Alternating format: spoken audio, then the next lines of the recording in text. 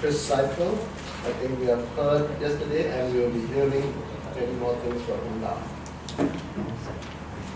Okay, good morning.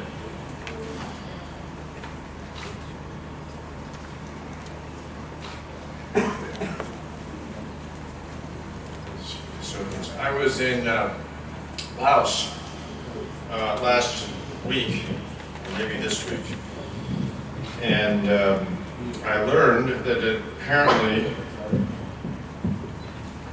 in their school books they have the story of their grand narrative.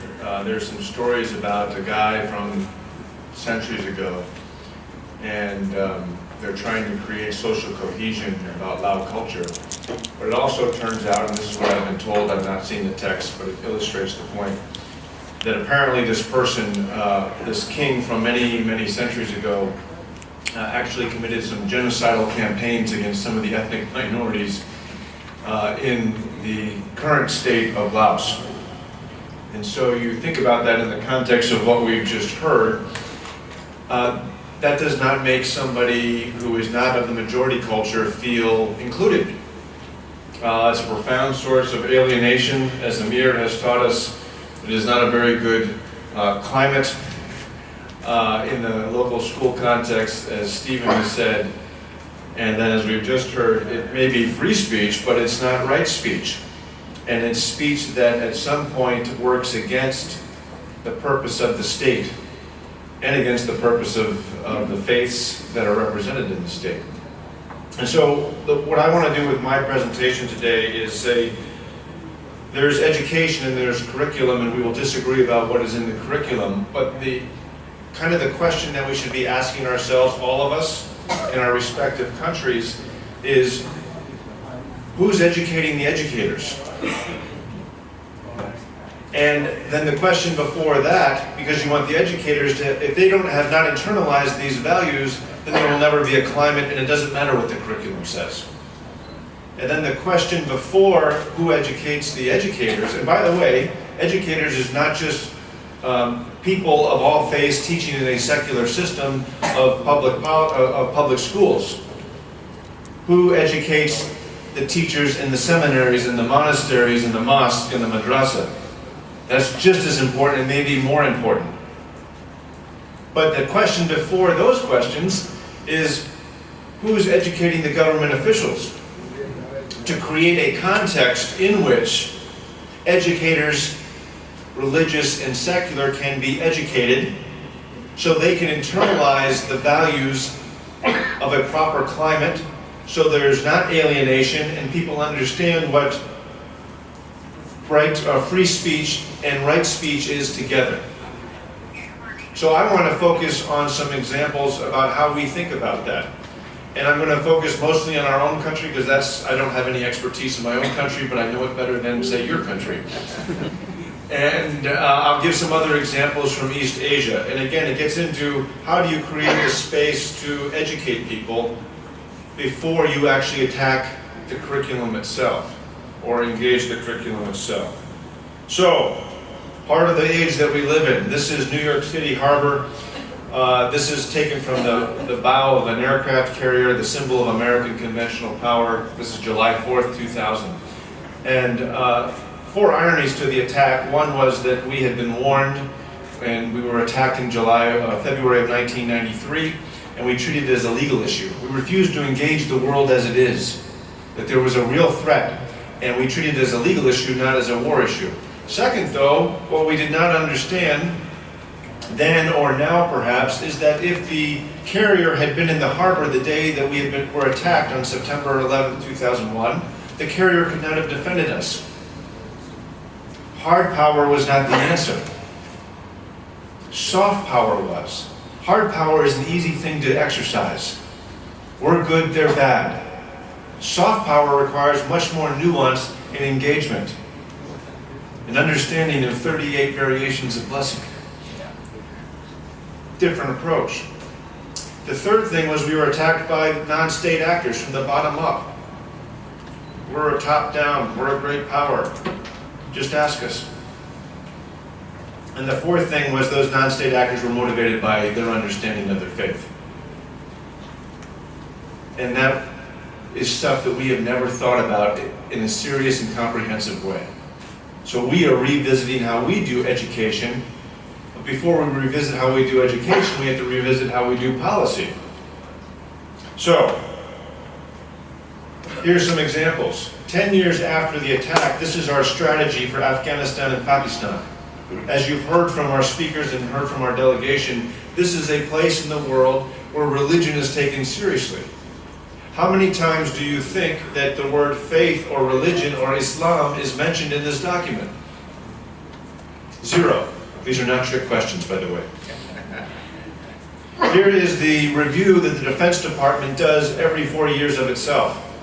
How many times does the word religious, in 2010, how many times does religious engagement or religious freedom occur in this document?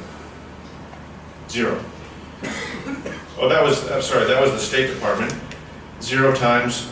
Defense Department, 0 times. And here's the National Action Plan for Women in Peace and Security. It's a wonderful document. But it does not mention religious engagement or religious freedom or women of faith. 0.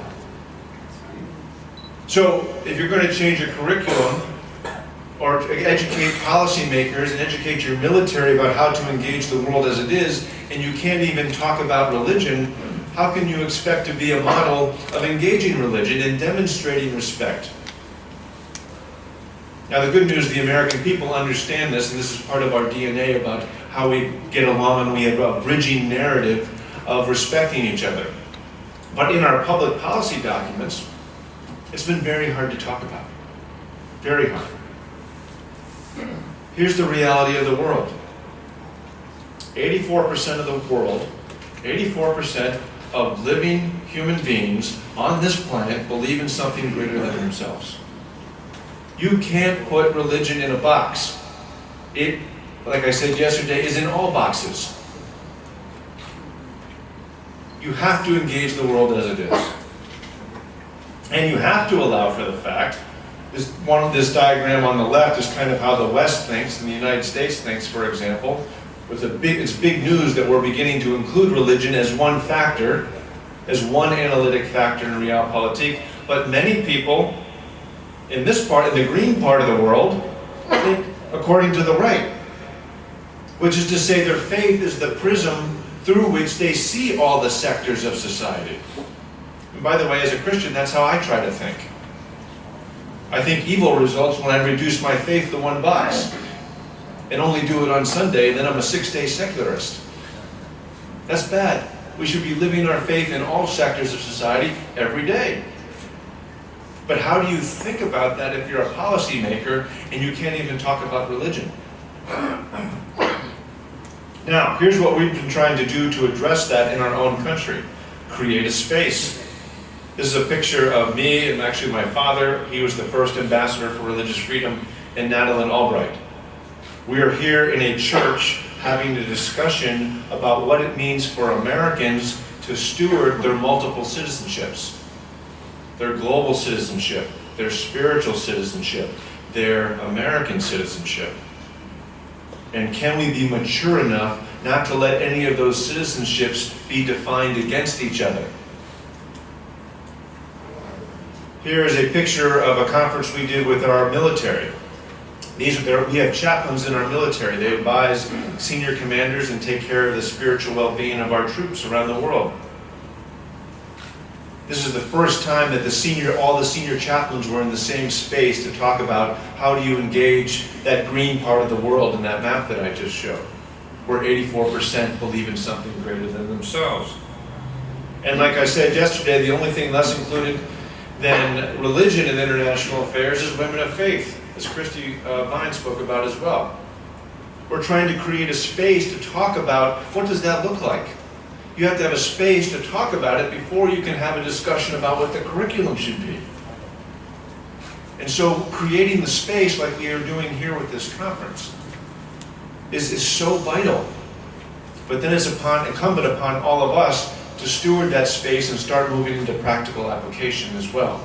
But if you don't have the space, then you can't develop a common curriculum with input from everybody and agreeing to disagree agreeably on some elements. As Steve said, you're always going to have, you have to have a mechanism for adjudication. Here's something else we've done. We've created the Journal for the Faith and International Affairs. Do you know that this is the best journal on the planet for faith and international affairs? Do you know why? It's the only journal of faith and international affairs. That's how it's an indication of the times that we live in, that a small 10-person organization is celebrating the 10th anniversary of the Review of Faith and International Affairs, and it remains the only journal. It's published by Routledge out of UK. We encourage you to participate and publish in our journal. But again, an indicator that we need to have thinking and good scholarship before you can have good curriculum. Here's another example. We did this book again through Routledge this year on religion and security. This picture is a picture I took courtesy of Qibla Ayaz, who invited me to the Khyber Pass. And I love this picture because if you can't read it, the pole says, "May peace prevail on earth." But next to it is a soldier with an AK-47. It takes hard power and soft power together. And hard power should be lower than soft power. But it requires good thinking to have strategic soft power. And governments tend to go with hard power because it's easier. And that's where faith communities have to speak into the space prophetically to say soft power can be a factor, because we of the faith communities are in all sectors of society. This book, by the way, we did something very simple. It's not terribly smart, but it's revolutionary because it's never been done. We asked 9 different faiths to ask what their faith says about security. And then we asked 9 different international experts to say, what does international relations theory and security theory say about religion? And then we ended with 5 case studies, one of which was Yugoslavia, Israel-Palestine, Nigeria, Iraq, things like this. So it's all in one place. You have to have good scholarship, to have good thinking, to have a good curriculum, to educate people about a cohesive narrative that brings people together with free and right speech. And we've also done a book on religion and foreign affairs. Now, what are we doing in our own country to create the space? Secretary Clinton created a strategic dialogue with civil society at the State Department that continues until 2015 under Secretary Kerry. I'm an advisor on religion and foreign policy. I want you to think about this for a moment. The top-down of government and diplomacy is asking the bottom-up of religious leaders and civil society to speak into how U.S. policy is formed and implemented. That's unprecedented in American diplomatic history. Very, very important. Now that space exists. We had a religion and foreign policy working group, and we recommended changes to the State Department, and now there is a new office of religious engagement at the State Department. New structures for new times according to the reality of the world as it is. So our policymakers can be educated before we do curriculum. We also have created and co-chair a roundtable of NGOs that work on religious freedom worldwide. We always meet on Capitol Hill. The first hour we talk to the NGOs among ourselves, bottom up. But then we invite Congress, government, National Security Council, State Department, from the top down, and we meet together. This is a meeting we had on Capitol Hill. And we have on the stage government and non-government, top down and bottom up, government and grassroots, all on the same stage. Baha'i, Muslim, Catholic, Scientology, Christian. That is what it means to be in a safe space that is thinking about good policies, about how we educate people as good citizens, according to a common narrative of social cohesion. Now, what does this look like overseas? So I want to give you a few quick examples and then wrap up. This is a picture, and I'm going to give you they're not all success stories.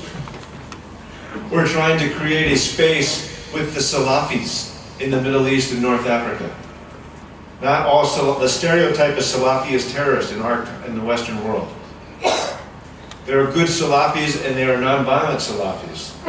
How do you engage them so they can engage those who are terrorists? Is a terrorist going to listen to me? No way. Would a terrorist listen to a Salafi who will say, "You have bad theology, Mr. Terrorist"? There's a better chance. There's a better chance. So here's a meeting in Tunisia, which took place the morning our ambassador was killed in Benghazi, which made for a tense conversation, to say the least. I was just in Tibet last month, and we brought together NGOs from the Tibetan Plateau with high-level Chinese government officials. Top down, bottom up. We went to the plateau, bottom up. And then on the right, top right, we went to Harvard Shanghai Center. And we talked about what are good policies on environmentalism, something that serves the common interest. But we've had the faith community of the Tibetans come and speak into the public square about their experiences as literal grassroots NGOs on the Tibetan Plateau. That is how you do education and bring people into the public square. In Vietnam, the ethnic minorities are all in the highlands. Many have converted to Christianity, and they fought with the United States against the North. So it's very tough. Three-time loser. They fought against the North, they converted to a foreign religion, and they're a minority. We have done at the top level national reconciliation discussions. We don't call them that. But this is a third conference that we've done that demonstrates how the Christian minority in the highlands, how they contribute to the social cohesion in the culture of Vietnam, the state of Vietnam. And then from the bottom up, what we are finding is that sometimes, in the context of Vietnam, the church has to be prepared to enter a conversation with the government. The church has to be reminded about what reconciliation looks like. This is a conflict resolution seminar in the church in Vietnam. And this gets back to the issue of theological education. For the Christian, reconciliation is the heart of the gospel. I am told to love God and neighbor and enemy. And we are seeing sometimes some situations where government officials are more ready to engage the minority faith than the minority faith being ready to engage the government. But you have to have a space where you prepare people. Government officials separately sometimes, religious people separately sometimes, and then you bring them together. And here, from Peshawar, my favorite global city, besides Yangon, of course. We did a conference we were partnering with Chief Minister Akram Khan Durrani. He was in power at the time. This is 2007. And we were expecting to do a conference on what our faiths could learn from each other, Sunni, Muslim, Islam, and Christianity. And we got there, and Akram Khan Durrani, and you can see Dr. Qibla on the far right at the back of the table. He took it upon himself to invite the Ismaili and the Shia, were a minority faith in the Sunni context, and also the Sikh and the Hindu. The government leader, because of our engagement with each other and respect for each other, made space for the other minorities in his province and convened us together. The next day, the Hindu and the Sikh came up to me and apologized. They had taken twice their amount of time on the podium, which I'm about to be warned of. Almost done. And I was just thinking, it's just a conference. That was my first reaction. And they said, no, you don't understand. What Akram Khan Durrani has done has allowed us to speak as Sikh and Hindu to say to our fellow Pakistanis, here is how our faith contributes to the well-being of society. We have never been given that opportunity before. That's what we have to be doing here at this conference. Before we get to the revisions of curriculum and those kinds of things, you have to create people who have internalized this for themselves. So, here's the world we live in. I talked about it yesterday. That middle space is the space, the safe space that we have to be able to speak into. You have to know your own faith at its richest and deepest best, and enough about your neighbor to respect it. For me, that begins with Christ, who loved the most despised ethnic and theological minority in his time. This is from John 4, and she is a Samaritan woman.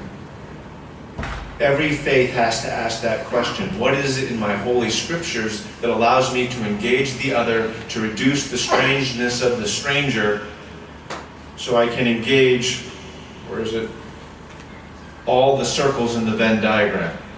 And so, in conclusion, here's what I'm talking about. There has to be this top-down and bottom-up constant engagement. Track 1 and Track 2, government and grassroots, that meet in the space so we can educate each other before we get to curriculum review and teaching teachers and teaching theologians about how to do education in their own context. Thank you.